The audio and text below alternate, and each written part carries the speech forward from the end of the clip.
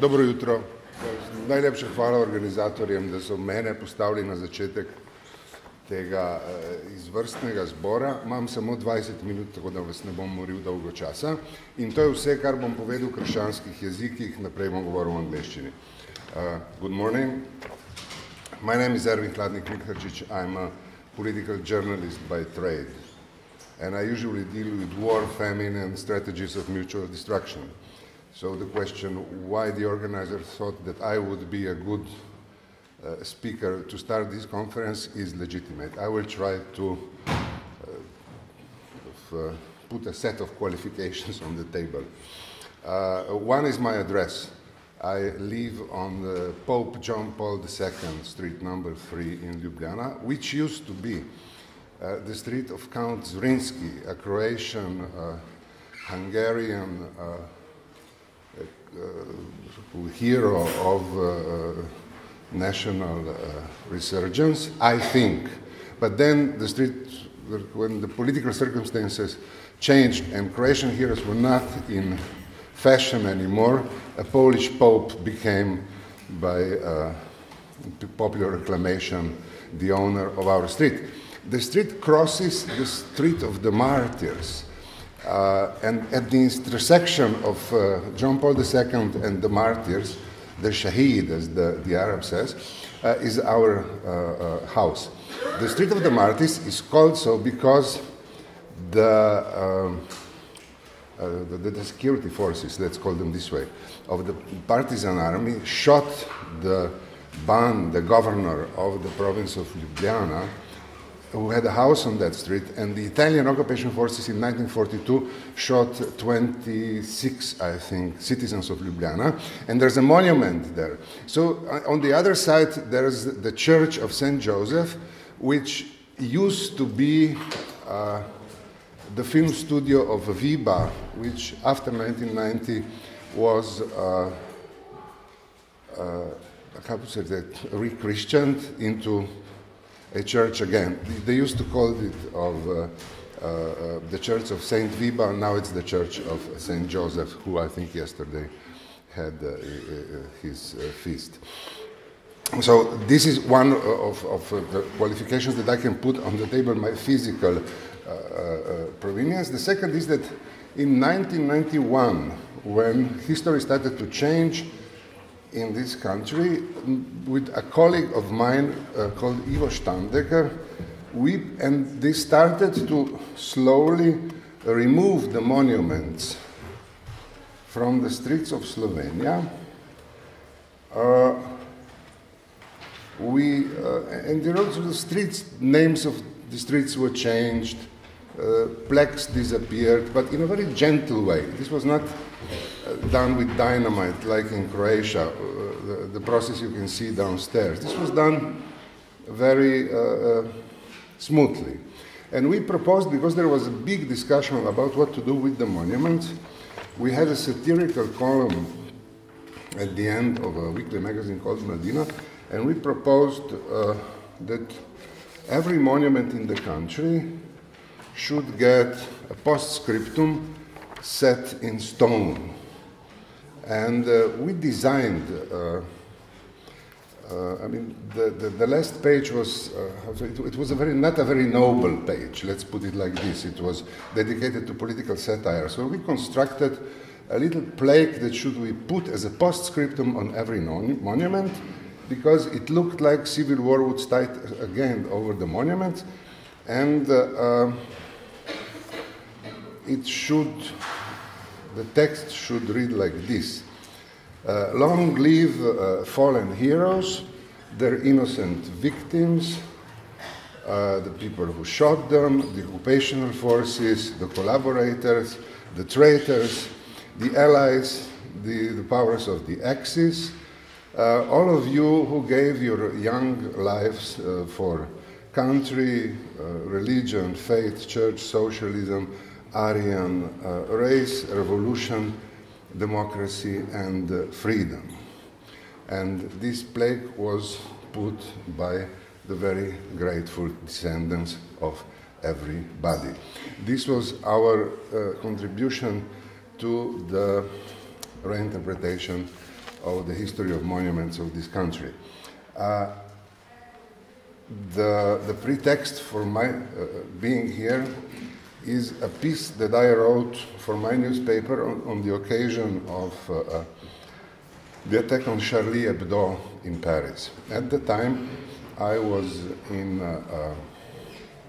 France immediately after the attack, not in Paris, in Strasbourg, following the attack, and there was a very strange thing happening. Cabot and Wolinski, who were the heroes of everybody who did political satire on the European continent for decades, since 1968, from the times of Harakiri and those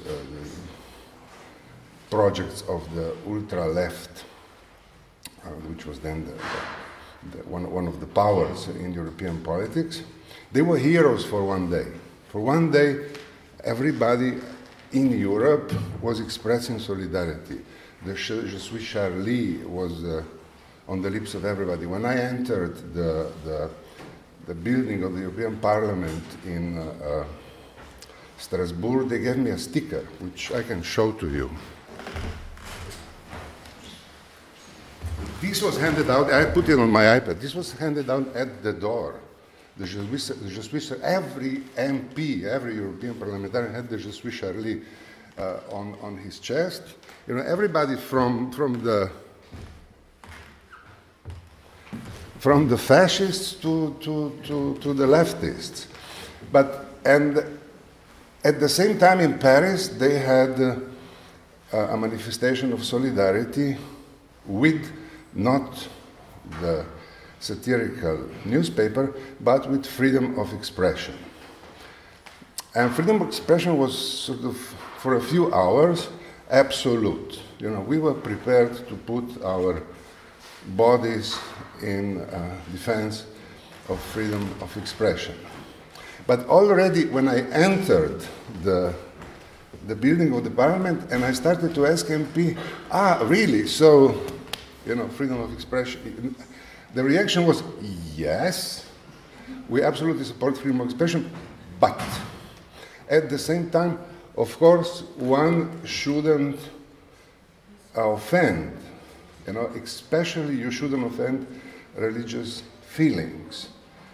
So we express solidarity with the concept of the freedom of expression, but not necessarily with the political practice of a bunch of anarchistic and completely mad political satirists working in a specifically French context. And it was one of those moments that political satire, which I consider a form of artistic expression, really loves. You know, political satire is not about telling jokes. It's just about taking a piece of reality and transport it in a different media, and it should collapse. It should become the object of laughter. And if you look at the picture of the Solidarity March in Paris, where you have the Saudis, Bibi Netanyahu, and the whole exhibition of European politicians with Viktor Orban, I think, in the first row, you don't need a political satirist. You just say this is a manifestation in support of freedom of expression. I mean, and the whole thing collapses. But the question, of course, is what is in play here? I mean, why was this moment, which was a moment for grief for us who would read satirical newspapers and produce political news, became an intersection of conflicting interpretations. You know, what was at play? I was thinking, what is this image telling us about our civilization, which was, the word was used very frequently those days, in terms of this is what we are defending. And I was thinking, what is the point of artistic intervention in a political environment, and how to do it by retaining at least a certain degree of sanity, if not integrity. And I remembered a scene from Sarajevo in '93. I was staying with a friend of mine called Nerzuk Čurak, who is now a famous Bosnian political scientist. At the time, he was one of the many losers like me moving around the streets of Sarajevo, trying to figure out the situation.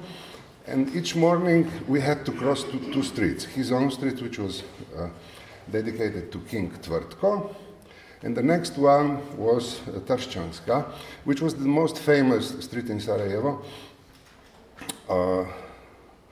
because the most people were shot by snipers in the years of the siege. Now, I was wearing a flak jacket with ceramic plate and a helmet, and was moving by the walls and running across and behaving like an idiot, while Nerzuk, who was a citizen of Sarajevo, was walking erect with a very slow pace. First street, second street, and then we stopped at a container on the other side. And I was like, listen, what are you doing this? You know, I'm afraid that they will shoot at me, and I'm afraid that they will kill you. Why don't you run?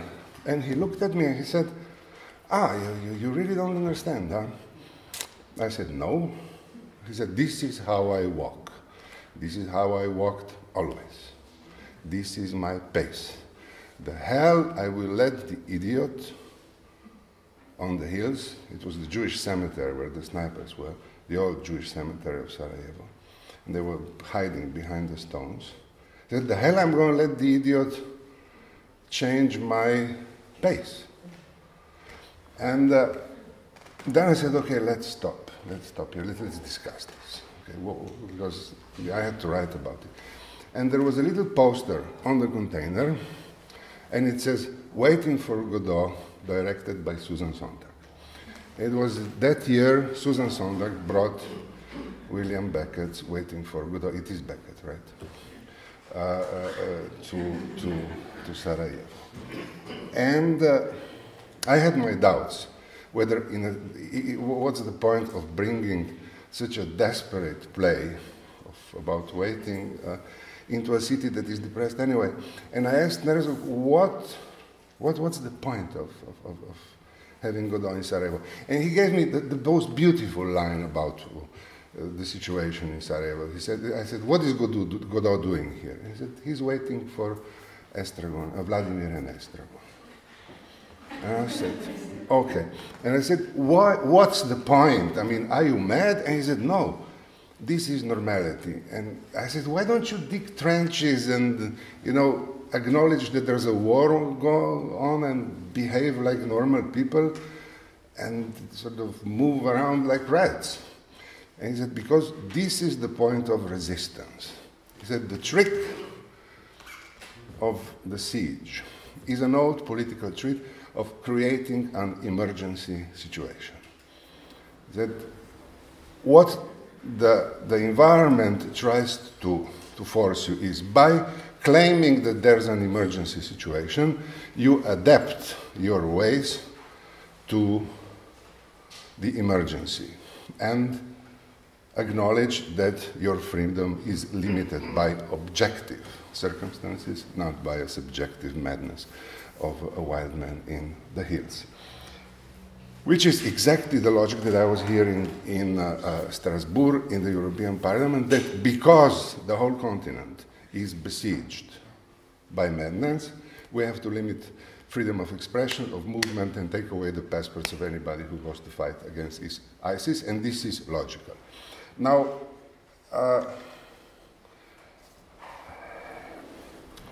Nerzuk was an intellectual, and he said, he quoted Kanafi and his poem, Waiting for the Barbarians, which I printed out here, and I would like to read just a few lines, because it explains what... Okay. I moved too much around, I'm sorry. Yes. Oh, does it work? Yeah. I'll just move closer. So how does the logic of oppression of freedom work? The poem is beautiful. I'll just read a few lines. I really recommend it. It's called Waiting for the Barbarians, and the South African writer Kotze then nicked the title to write his novel, but this is, you get the whole story in a few lines. What are we waiting for gathered here in the Agora? The barbarians are supposed to show up today. Why is there such indolence in the Senate? Why are the senators sitting around making no laws? Because the barbarians are supposed to show up today. Why should the senators trouble themselves with laws? When the barbarians arrive, they'll do the legislating.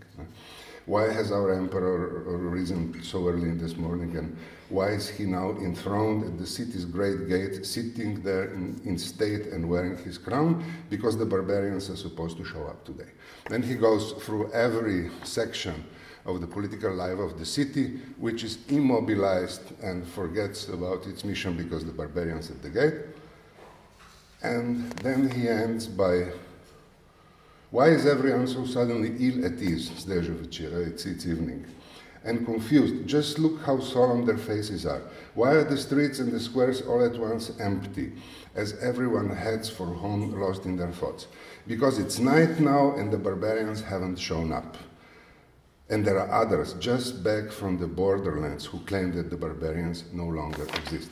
Skratka, to sum it up, this is the logic that kind of makes inertia the natural way of existing in a political society. And this is really very true. This is the world which we live now, that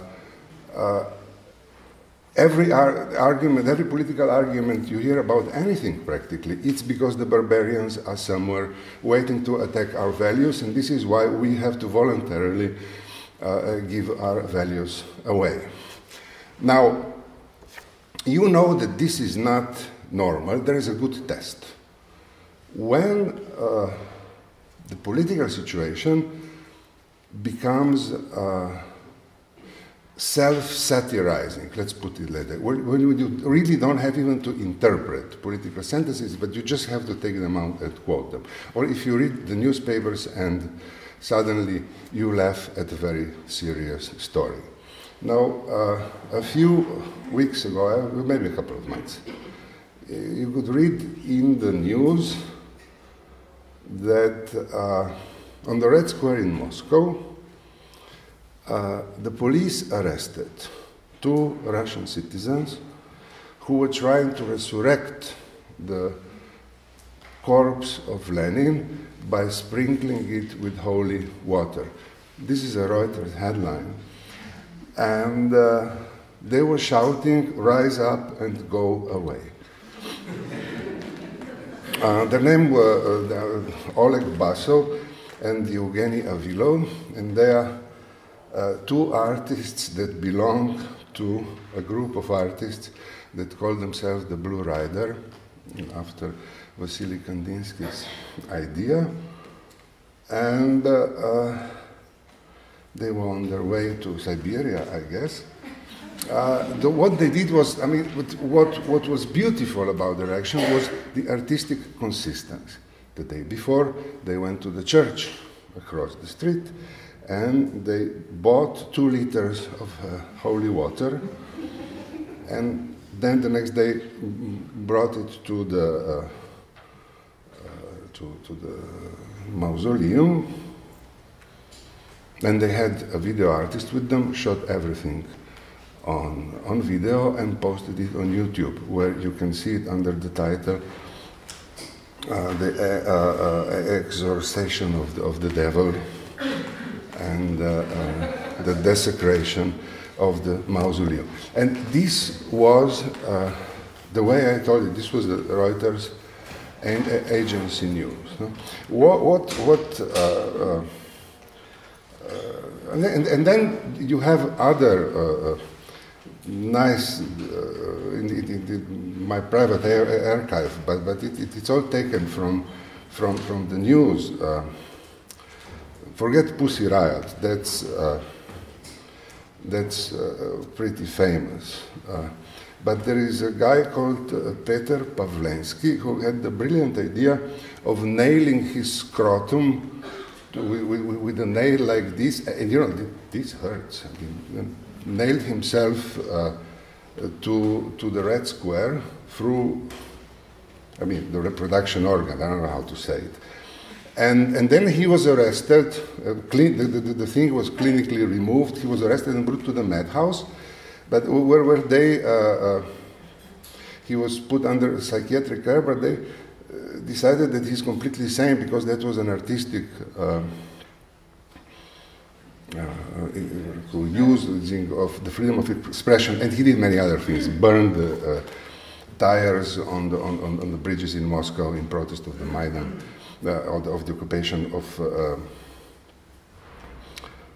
Ukraine, and so on. So, why I'm telling these stories? Because I think that the logic here is the same as the one that Nerzun was telling me in Sarajevo, and what we were witnessing during the Charlie Hebdo attack. What I think what these actions do is it's a strategy of resistance, which claims, okay, this is of course what we're doing is absurd, and crazy, but not because of our insanity. It's because it only looks this way, because through actions of complete normality, we resist the insanity of the environment which is pressuring us with the logic of emergency. And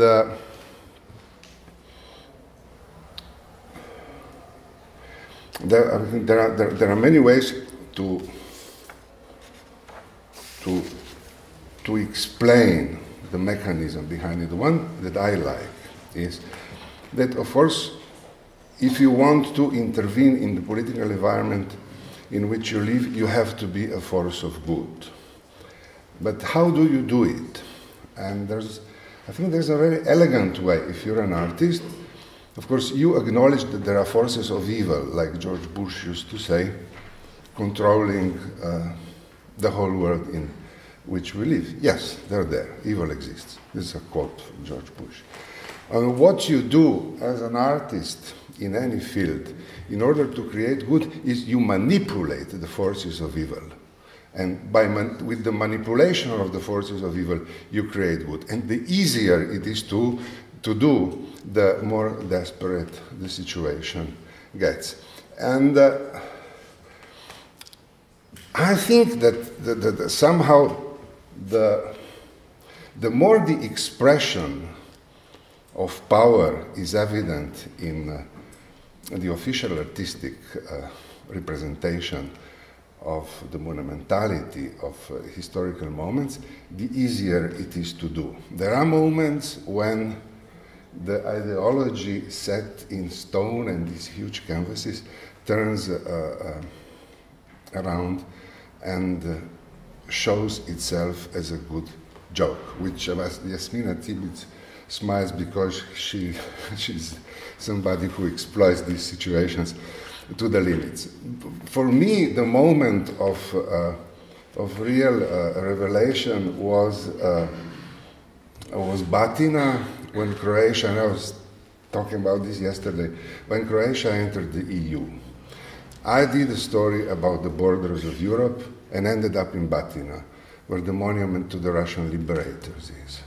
And these are one of the few monuments of this size that's still standing up in Croatia, where I think 3,000 monuments of this type were blown up by dynamite and other means.